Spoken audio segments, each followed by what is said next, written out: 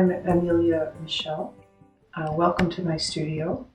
I've been here just about 1.5 years and I'm still in the process of setting up. My medium, that's a tough one because I've bounced between all different sorts of mediums. Self-taught, I started out doing Indian ink and pen, largely portraiture, and moved into oils in my 20s, which I'm still playing with on occasion. And then I've more recently moved into stained glass mosaic.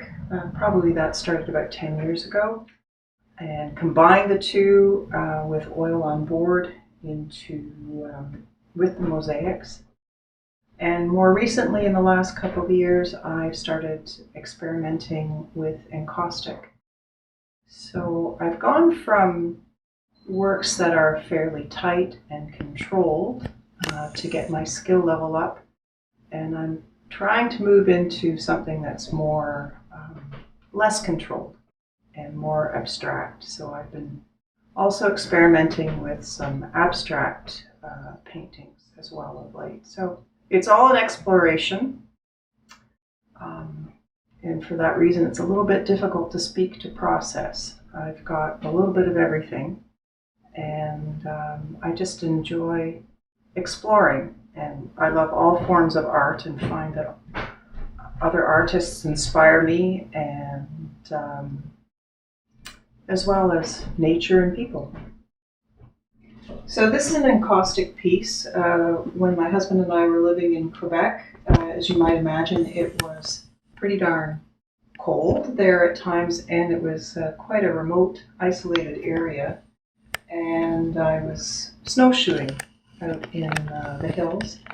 And this is a piece of sunset coming up over the snow with birch bark that was taken from the land. And it's encaustic with pan pastels. And as you might guess, when I'm experimenting with new pieces, I'm still trying to figure out what materials will work with one another and what I need to do. This one in particular, I may have to change that one because I'm finding it doesn't want to stick. But I've also discovered working with shellac on encaustic, so that's the next foray that I'm working on. Oh, we're certainly glad to have you on the studio tour. Oh, I'm glad to be here. Thank you very much for including me.